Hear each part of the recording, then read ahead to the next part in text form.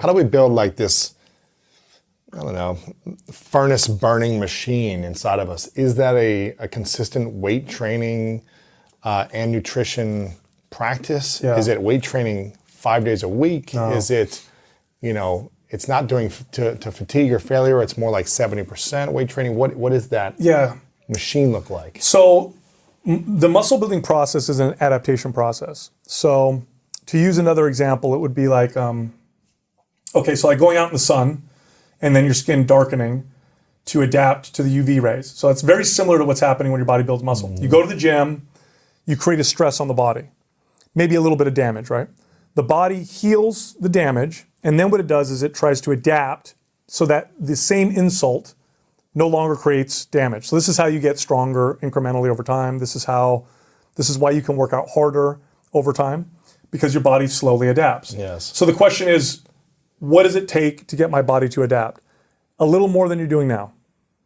That's it. So if you're doing nothing right now, literally 10 body weight squats, 5 push-ups, and maybe a couple band rows is enough to get the body to start the adaptation process. And again, you want to do the right dose, meaning doing more than is appropriate will only get your body to prioritize healing over to adaptation. Your body can't adapt because it's only trying to heal this damage that you cause. So the appropriate amount is literally a little more than you're doing now. So for the average person watching this with strength training, if they did 30 minutes of strength training once a week, they would get strength gains. And then when that felt easy, they could do an hour of strength training once a week. And then when that got easy, they could do it a little harder. Right. They could add a little more load. And then eventually they could add an extra day. And there's a lot you could do with 2 days a week with strength training. There's a lot of room to go when it comes to load, exercises, intensity. There's so much room to go with 2 days a week that the average person, I can get them to what they want realistically with just 2 days a week. Now, more than that, then we're talking about, well, I want my biceps to bulge, or I want, my glutes to sit real high, or I want more definition in my delts to really pop out. Or now we're looking at more days a week. But 2 to 3 days a week, you can get really, really far. The old time strength athletes, in the 1930s and 40s, they worked out full body 3 days a week. And those guys, people like Steve Reeves, they had phenomenal physiques, just working out 3 days. So you can go real far, and you don't want to look at the extreme fitness fanatics as, well, that's what I need to do. That's not what you need to do. Right. That's not what you need to do. Strength training is the core, is the key, is what it sounds like. It is. And that'll burn body fat if you're doing strength training of legs and chest. You don't have to do abs all day long. No, that's a good question, right? You're kind of alluding to maybe spot reduction, right? So I want to burn body fat from an area, so I'll train that area. It doesn't work that way, but what you do is you develop and sculpt and strengthen the muscles underneath. It's important to train the whole body. The best exercises to choose, first off, you want to choose the ones with most bang for your buck, right? So if I'm only going to spend 45 minutes exercising, I want to do the exercises that have the most carryover and have the biggest impact. Essentially, you want to do compound lifts or big gross motor movements. So rather than doing like a curl, which is a very simple, single joint exercise, I would do a row, which also involves the biceps, but now I'm working the back and the whole upper body. Or a pull-up, right? That's a great one. Dips and squats and deadlifts. Those exercises do the work of like 5 exercises combined. So you want to do those big gross motor movements because they give you the most bang for your buck. And for the average person, and I talk about this in my book, go to the gym and pick, 3 or 4 gross motor movements and just practice them. So today I'm going to go squat, press, and row. I'll do 3 sets of each. I'll rest for a minute and a half in between, and then I'll leave. That's it. 3 sets of each, 80%? Yeah, you want to train, again, more than you're used to, not beyond that. You want to feel good at the end of your workout. It's okay to feel a little sore the day after, but if you're sore to the touch or you're sore for 2 days, you went too hard. Really? So you shouldn't feel too sore? No, soreness is a terrible indicator of... You push too hard. It's actually a good indicator that you did too much. It's not an indicator of, wow, I had a great workout. Really? Yeah. In fact, high-level, strength athletes, they rarely get sore. They'll get sore, maybe if they change something up, but they really get sore. You want a little bit of soreness is okay. So, when I first became a trainer, I would ask my clients, how'd you feel, after your workout? Oh, I was so sore, and I'd be so proud. Yeah, I got a real sore. Later, when I really figured this out, I'd say, how did you feel after your workout? Oh, I got so sore. I'd say, okay, we went too hard. Let's scale it back. Really? Yeah. And what you'll get through, and trust me, try this out. When you approach it this way, you're going to see more consistent results. Otherwise, what ends up happening is you end up getting stuck on this hamster wheel of breakdown and recovery. So I hammer my body, break it down, my body heals. Oh, I'm back to my workout, break it down, my body heal, and you just end up in the same place all the time. Breakdown, recovery, breakdown, recovery. What you want is a little breakdown, recovery, adaptation. Breakdown, a little bit of recovery, adaptation. So you want to end up better than you were before. And you will see consistent strength gains and consistent progress, especially within the first year or two of exercise, if you approach it this way. After a couple of years of exercise, it gets a little more challenging. But those first couple of years, you should see some pretty consistent gains. Has anything evolved or changed for you in the last 4 years? As you continue to get older, you have kids, you have a family, and all these different things. You're running a business, all this stuff. Or do you keep the lifestyle, the diet, or the nutrition, and the training pretty much the same from 4 years ago? No, it has to change. It has to. The key with exercise and nutrition is understanding that it's this very powerful, valuable tool. It's multifaceted that can improve the quality of your life regardless of the context of your life in that moment.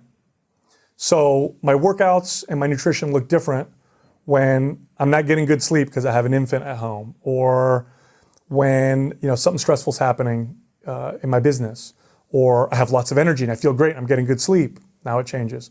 Or, hey, I'm going to come be on Lewis Howes' show. I want my mental acuity to be really good. I want to be sharp. My diet will change and my workouts will change around that as well.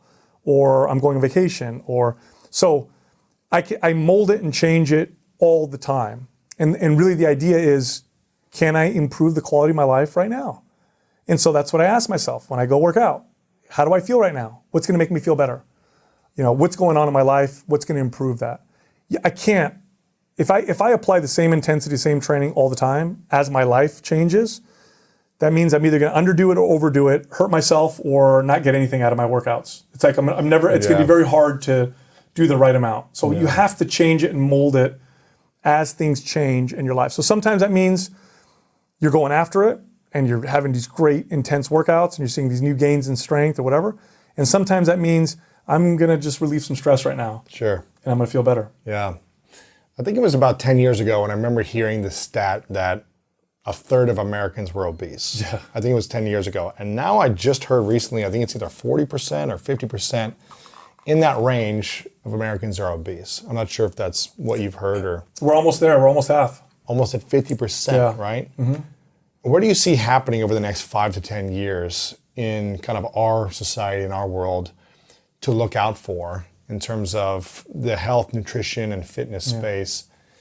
And how can we start shifting the obesity, epidemic? We need to change the conversation. This has been my motivation since starting my podcast and my channel. The motivation has been to shift the direction, the conversation, the fitness space so that it becomes truly effective. We need to move from the mechanistic aspects of diet and exercise. Now, those are important to understand, so I want to be clear. It's good to know proteins, fats, and carbs. It's good to know calories. It's good to know workouts and how they affect my body and what works for me. But that's not the main conversation. The main conversation is, how can I develop a relationship with exercise and nutrition that lasts forever? What are the behaviors that lead to success within that? How can I move through the 4 stages of learning so I can make this an unconscious action to where it becomes like breathing, which it can be. I know people sometimes balk at that and think, oh, that's not possible. Yes, it is. It's totally possible. You just have to move from where a lot of people are right now, which is unconscious incompetence, to becoming consciously incompetent, to becoming consciously competent, which is, okay, I got to pay attention, to eventually becoming unconsciously competent, where now this is kind of what I do. And it's a process. And the health and fitness space is doing the world a disservice if it doesn't communicate to people in this way. If we keep staying on this whole, It's carbs, it's fats, it's sugars, it's this diet food, it's this superfood. This is the new workout, this is the new fad. If we keep doing that, we're going to end up worse and worse and worse. We're not going to solve anything.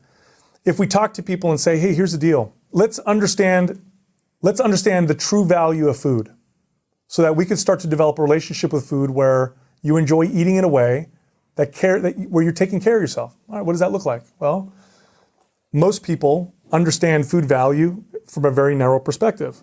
What is going to give me the most hedonistic value? What tastes the best? You go out to eat, lunch with your friends. Hey, what do you guys want to have for lunch? Oh, Chinese or Mexican or let's get Italian or whatever. The value that we've placed on food is around that.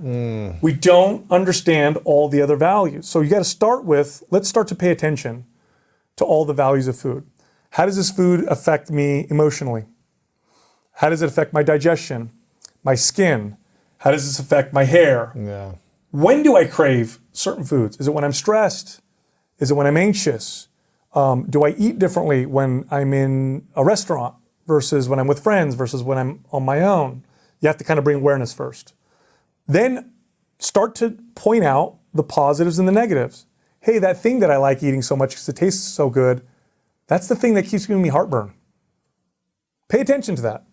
Or, that one dish that I don't like the taste so much. My God, when I eat that though, I feel so good. My digestion is really good. Pay attention to that. And here's what happens. Over time, you start to develop a relationship with food where the value of food now is much more complete. Then what happens is you actually start to crave or want foods that actually benefit you in the truest sense. You start to develop balance, right? So, hey, my digestion's off. I know, you know what? I want these particular foods because they make me feel really good. Or my energy's low. I know these foods are going to make me feel real good. Or, hey, I'm going out with my friends. We're going to have a good time and drink some beers. Let me get that food that has that hedonistic value so we can all connect, have some fun, and have some laughs. Because that's a value too, right? Yes. But you have to have this. By the way, the food industry knows this. So this is not, I'm not like, discovering anything here. I'm just communicating what they've known for a long time. This is how they sell their products. They sell you food with excitement and, beer commercials, and they show you the girls and the beach and, eat this. Look, we crave popcorn when we go to the movies. They've already created that association. We probably already have foods that we have emotional connections to because of maybe something in childhood or because it reminds us of somebody that, Right. So you can do this with yourself. You just have to become aware around it. You also have to interrupt impulsive behaviors around food to bring that awareness. So a good example would be, like, for me, there's definitely certain foods that I can become very impulsive around. So like potato chips for me is the worst. Yeah, no. Okay. That and pizza. Oh, pizza's another one, right? So what I'll do is I won't have potato chips in my house. Right. But I don't say I can't have them. If I want them, I'll drive a mile to the grocery store and I'll get them. Right. But it's more resistance to get there. I have a barrier. Yes. The barrier is, getting my shoes on, getting in the car, driving to the grocery store. And usually I'm like, I don't really want it that much. Right. So you can do that with yourself and create those barriers and create that awareness, and then identify what is making me feel the way that I feel when I crave these particular foods. And this is, again, this is a bit of a process, but once you identify these types of things, you stop using food as a drug. And you start valuing food for its total values. Because when you talk to people, I love talking to people who've done this for decades. People in their 70s who really, they just live a good, healthy lifestyle. Ask them, do you enjoy eating healthy? Oh, I love it. Like, do you really love it, or do you just do it because you like the results? No, I enjoy eating healthy. What they've done is they've built that relation. So it's totally possible. You just have to. Yeah. And this is what the industry needs to start to communicate. We need to start to talk to people in this way versus the cut your carbs out, or only eat these foods, or eat this specific diet. This is going to solve it for you. Not going to work because you're not solving the root issue. The behaviors. That's right. Yeah. And eventually it'll lead back to, where you're at right now. Especially if you're doing it from a place of self-hate. The way that we've been communicated to when it comes to health and fitness has been all wrong. And what I mean by that is we assume that or at least we act like we're robots, where you can input directions and orders, and it's the mechanistic aspects of diet and exercise that'll get you long-term success.